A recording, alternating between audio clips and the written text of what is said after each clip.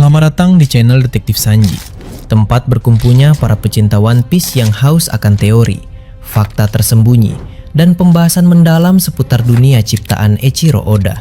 Di sini, kami tidak hanya mengikuti alur cerita, tapi juga menganalisis setiap petunjuk, menghubungkan fakta-fakta kecil yang sering terlewat, dan mencoba memecahkan misteri besar seperti siapa Joy Boy sebenarnya, apa tujuan sejati pemerintah dunia, hingga sejarah abad kekosongan yang selama ini ditutupi. Setiap video di channel ini disusun dengan riset yang mendalam, sudut pandang kritis, dan tentunya semangat nakama sejati.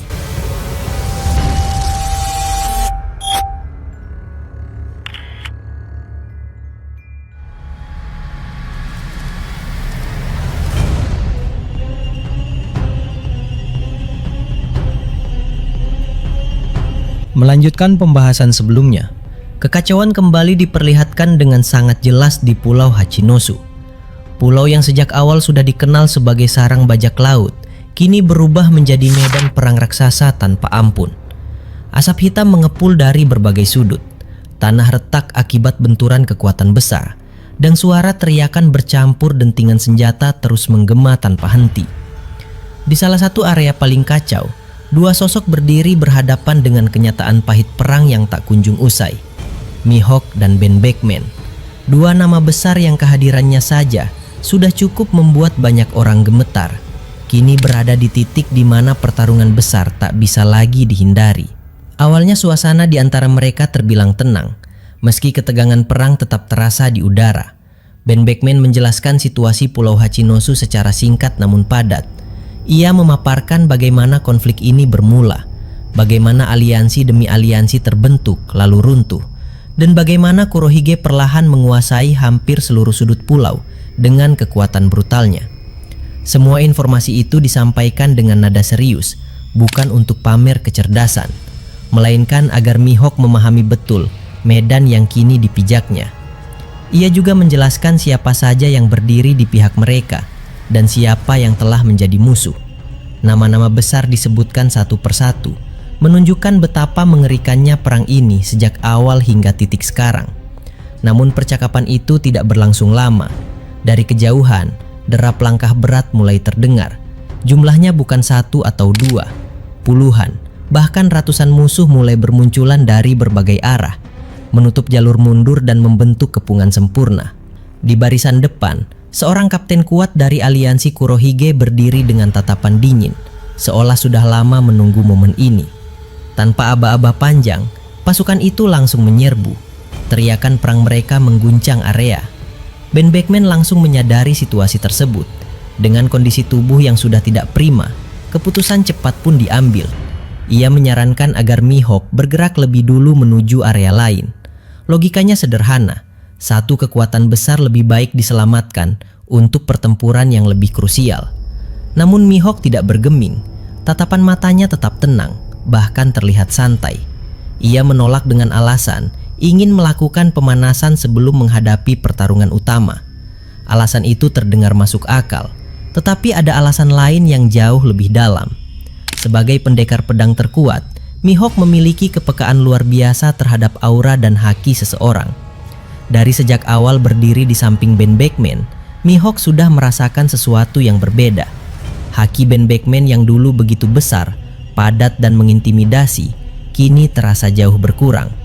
Pada pertemuan sebelumnya, aura Ben hampir menyamai milik Shanks, sebuah fakta yang hanya dimiliki oleh segelintir orang di dunia ini. Namun sekarang, kekuatan itu jelas telah terkuras, bukan karena kelemahan, melainkan karena terlalu banyak pertarungan berat yang sudah dilalui.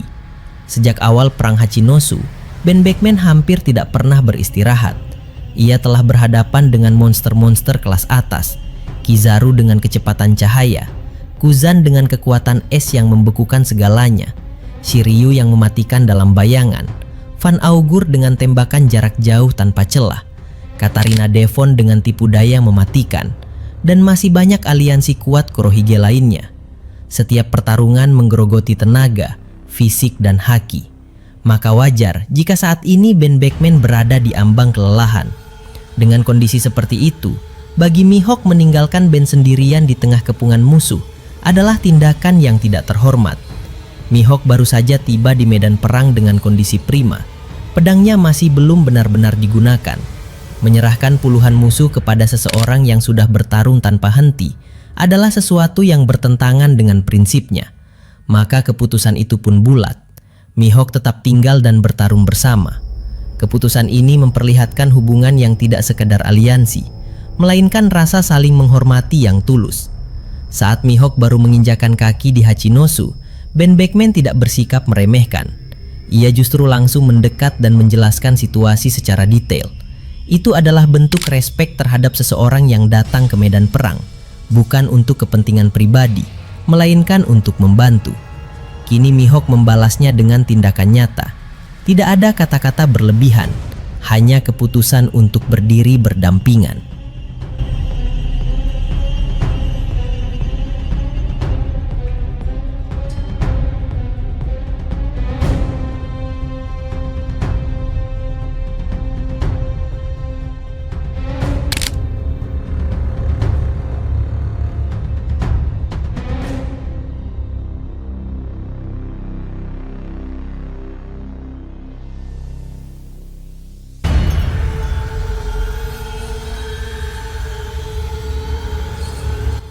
Tidak heran jika Shanks mempercayai dua sosok ini sepenuhnya.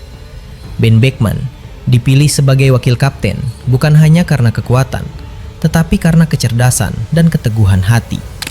Mihawk dijadikan aliansi rahasia karena kepercayaan yang sama besarnya. Keduanya seperti dua pilar yang menopang keseimbangan kekuatan.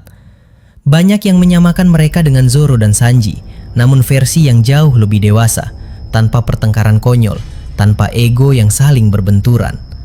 Pertarungan pun meledak tanpa aba-aba lebih lanjut. Mihawk melangkah maju, pedang hitam legendarisnya terhunus. Tidak ada nama jurus yang diteriakkan, tidak ada pose berlebihan. Hanya satu ayunan sederhana, namun tebasannya membelah udara dan menghantam barisan musuh di depan.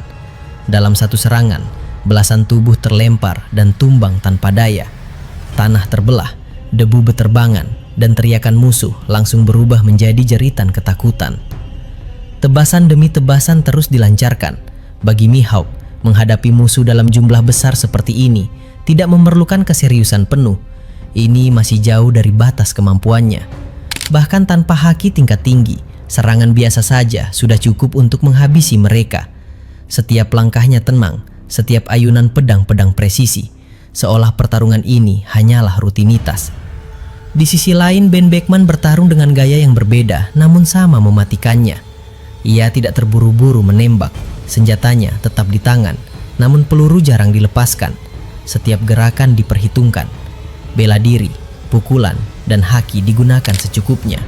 Sekali bergerak, satu musuh tumbang. Tidak ada gerakan sia-sia.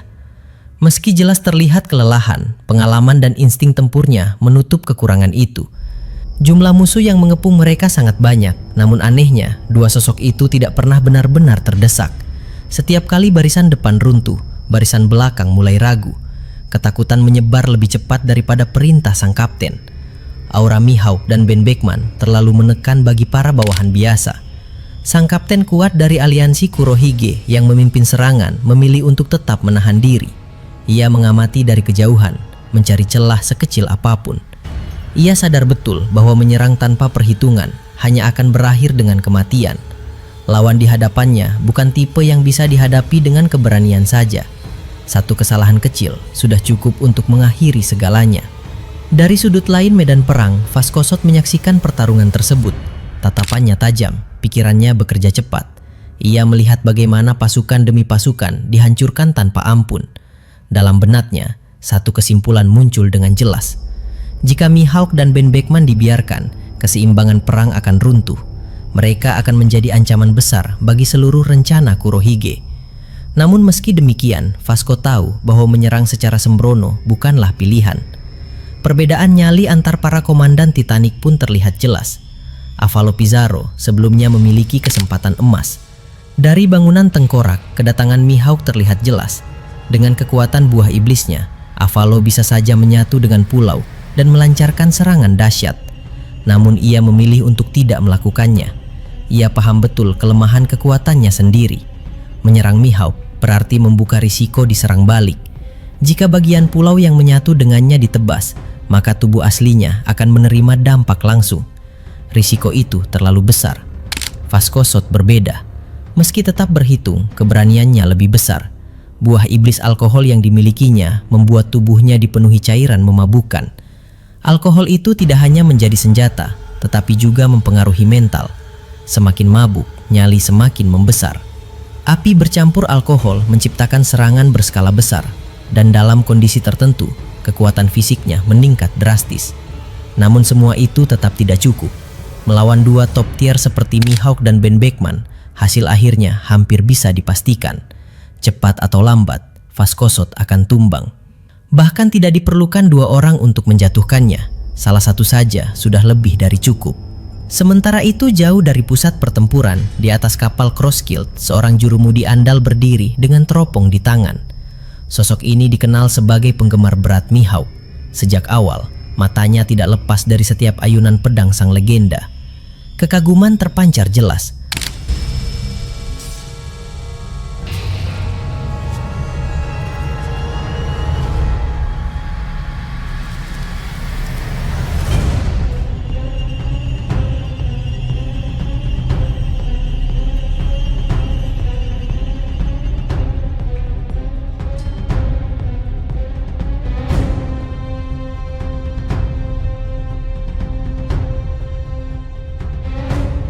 Namun momen itu tidak berlangsung lama. Beberapa bawahan aliansi Kurohige berhasil naik ke atas kapal. Tanpa ragu, teropong diturunkan, sikap santai menghilang, dan fokus penuh diambil alih. Pertarungan baru pun dimulai di atas kapal, menandakan bahwa perang Hachinosu benar-benar terjadi di setiap sudut tanpa pengecualian. Pulau ini telah berubah menjadi panggung bagi para monster dunia. Dan di tengah kekacauan itu, dua sosok berdiri tegak, menolak runtuh, siap menghancurkan siapapun yang mencoba menghalangi jalan mereka. Tubuh-tubuh itu terhempas ke tanah hampir bersamaan. Tidak ada teriakan panjang, tidak ada perlawanan berarti. Semuanya berakhir terlalu cepat, seolah pertarungan bahkan belum sempat dimulai. Dalam hitungan detik, para bawahan aliansi Kurohige yang sebelumnya berani menghalangi langkah, kini tergeletak tak sadarkan diri. Sebagian bahkan belum sempat memahami apa yang sebenarnya terjadi. Dari kejadian singkat itu saja, satu fakta langsung terlihat dengan sangat jelas. Jurumudi ini bukan sosok biasa. Bukan orang yang sekedar bertugas memutar kemudi dan membaca arah angin di lautan. Gerakannya efisien, tenang dan mematikan. Tidak ada satupun serangan yang sia-sia. Semua tepat sasaran. Semua langsung melumpuhkan. Dugaan Mihawk sebelumnya kini terbukti sepenuhnya. Orang ini memang bukan sembarang kru. Di balik sikapnya yang cenderung diam dan tidak banyak bicara, tersembunyi kekuatan yang jauh lebih berbahaya dari penampilan luar. Ia bukan petarung yang haus perhatian. Ia tipe yang bergerak hanya saat dibutuhkan, lalu kembali ke posisinya seolah tidak terjadi apa-apa. Setelah memastikan tidak ada lagi ancaman di sekitarnya, jurumudi itu mengambil kembali teropong yang tadi disimpan. Tangannya bergerak santai, ekspresinya datar. Lalu pandangannya kembali tertuju ke kejauhan, ke arah Mihawk dan Ben Beckman yang sedang bertarung bahu-membahu menghadapi gelombang musuh yang jauh lebih besar.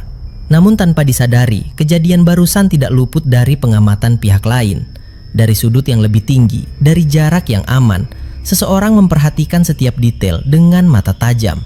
Sosok itu menyadari bahwa jurumudi Crossguild tersebut jelas bukan kru kelas bawah.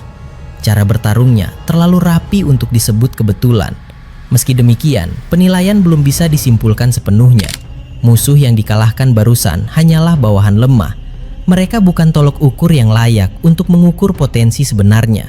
Bisa saja kekuatan itu hanya sebatas cukup untuk membersihkan gangguan kecil. Namun bisa juga semua itu hanyalah lapisan terluar dari kekuatan yang jauh lebih mengerikan. Satu-satunya cara untuk mengetahui kebenarannya hanyalah dengan menguji langsung, dan keputusan itu telah dibuat. Konfrontasi langsung akan segera terjadi. Di area lain Pulau Hachinosu, suasana perang tetap membara. Trio muda dari unit Sword kembali terlihat bergerak cepat di tengah kekacauan. Koby, Helmeppo dan Prince Grus tidak terlibat langsung dalam duel melawan musuh kelas atas. Namun peran mereka justru menjadi penentu hidup dan mati bagi banyak marinir. Dengan penuh semangat, Kobi mengangkat tubuh-tubuh yang terluka, menyeret mereka menjauh dari garis depan, memastikan setiap napas yang tersisa tidak terbuang sia-sia. Helmeppo menjaga sisi kapal, menahan serangan musuh yang mencoba menyasar para marinir kelelahan. Prince Grus memperkuat pertahanan, melindungi jalur evakuasi dengan kemampuan yang dimiliki. Tidak ada keluhan, tidak ada keraguan. Dalam situasi seperti ini, keberanian tidak selalu berarti menumbangkan musuh terkuat, tetapi berdiri teguh demi menyelamatkan rekan yang tidak lagi mampu bertaruh. Peran ketiganya sangat signifikan. Tanpa kehadiran mereka, jumlah korban di pihak Angkatan Laut bisa meningkat drastis. Di tengah hiruk-pikuk perang besar, keberadaan orang-orang seperti mereka menjadi pengingat bahwa kemenangan bukan hanya soal siapa yang paling kuat, tetapi juga siapa yang mampu bertahan dan melindungi sesamanya. Tak jauh dari sana, Smoker berdiri memperhatikan situasi dari kejauhan. Pandangannya tertuju pada satu pemandangan yang terasa ganjil namun nyata. Mihawk dan Ben Beckman bertarung di sisi yang sama. Dua sosok legendaris yang seharusnya berdiri di jalur berbeda, kini justru bekerja sama. Smoker terdiam sejenak. Informasi yang selama ini dikenal menyebutkan bahwa Mihawk dan Shanks adalah rival. Hubungan mereka selalu digambarkan sebagai persaingan abadi, bukan aliansi. Namun dunia bajak laut tidak pernah sesederhana itu. Ingatan 2 tahun lalu kembali muncul. Saat itu, Luffy dan Crocodile yang saling bermusuhan di Alabasta justru berdiri di pihak yang sama dalam perang Marineford. Kenangan itu memperkuat satu kesimpulan. Dalam dunia ini, musuh hari ini bisa menjadi sekutu esok hari. Smoker menghela napas pelan, lalu kembali fokus ke medan perang di sekitarnya. Terlalu banyak nyawa dipertaruhkan untuk larut dalam kebingungan.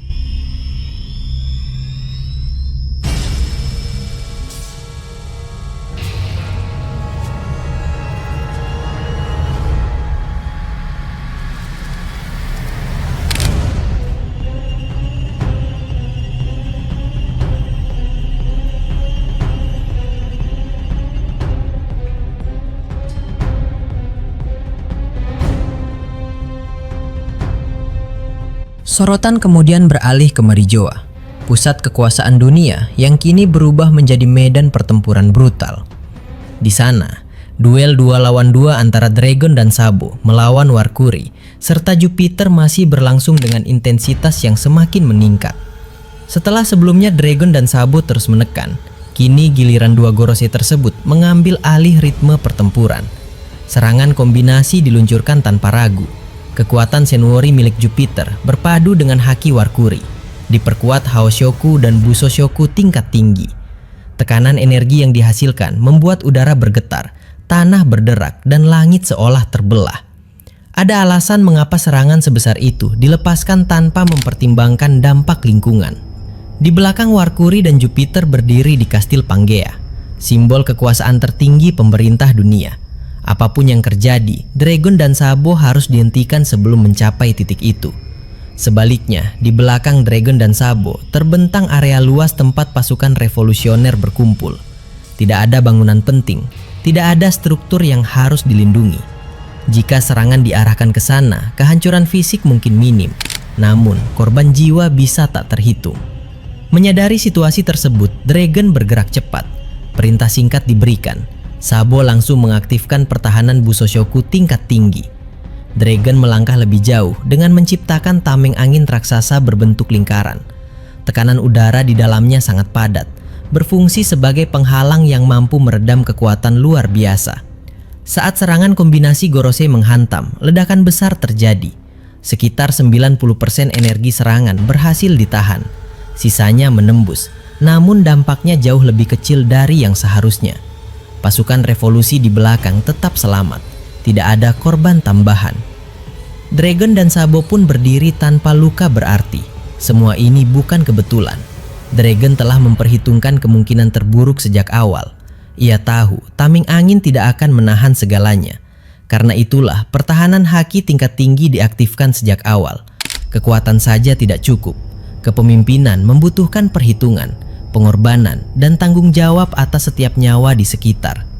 Di medan lain, pemimpin komunitas Bukanir masih terlibat pertarungan sengit melawan Rob Lucci yang telah memasuki mode awakening. Meskipun sebelumnya berhasil menjatuhkan Kaku dan Jabra, Lucci berada di level yang berbeda. Setiap serangan Lucci membawa tekanan besar. Setiap gerakan dipenuhi insting pembunuh. Pemimpin Bukanir menyadari hal itu. Pertarungan ini tidak bisa diselesaikan dengan santai. Keseriusan mutlak diperlukan. Tak jauh dari sana, duel babak kedua antara pemimpin Lunaria dan kesatria suci dari keluarga Ethan Baron kembali memanas. Regenerasi sang kesatria menjadi masalah utama.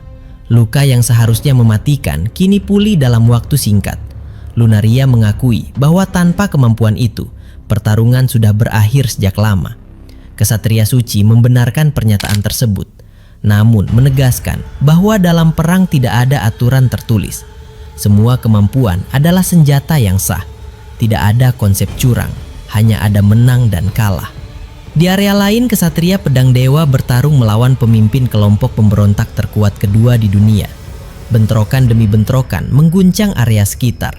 Percikan senjata dan energi memenuhi udara. Pertarungan berlangsung seimbang, namun darah mulai mengalir dari tubuh sang kesatria pedang dewa. Tidak seperti kesatria suci, regenerasi bukanlah hak istimewa yang dimiliki. Setiap luka menjadi beban, setiap kesalahan membawa konsekuensi nyata. Skill bertarung mungkin unggul, namun tanpa regenerasi, batas daya tahan menjadi ancaman yang terus menghantui. Sementara itu, di salah satu markas cabang Angkatan Laut, Admiral Fujitora terjun langsung ke medan perang. Markas tersebut baru saja diserang, dan kehadirannya menjadi penyeimbang situasi. Lawan yang dihadapi bukan orang asing, seorang kriminal dari sebuah kerajaan yang kini berlayar sebagai bajak laut. Pertarungan berlangsung panas. Jurus demi jurus dilepaskan, kekuatan saling berbenturan. Namun Fujitora belum memanggil meteor. Entah karena kekhawatiran akan kehancuran markas, atau karena perhitungan matang bahwa situasi belum menuntut kekuatan berskala besar. Provokasi dilontarkan, ejekan terdengar. Tantangan untuk menunjukkan kekuatan sejati diucapkan tanpa ragu. Fujitora tetap tenang. Musuh tidak berhak menentukan bagaimana sebuah pertarungan dijalankan.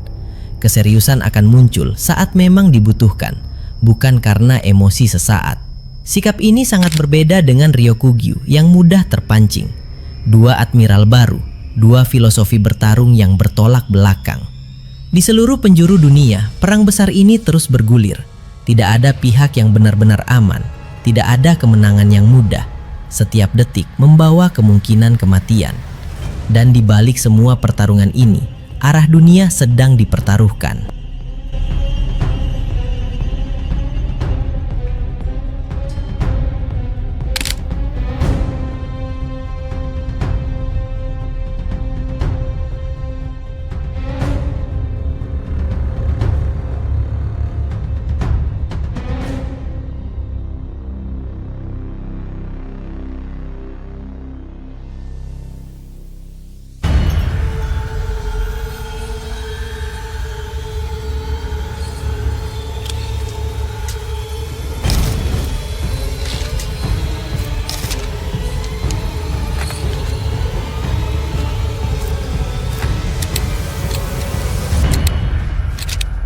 Terima kasih sudah menyaksikan video ini sampai selesai.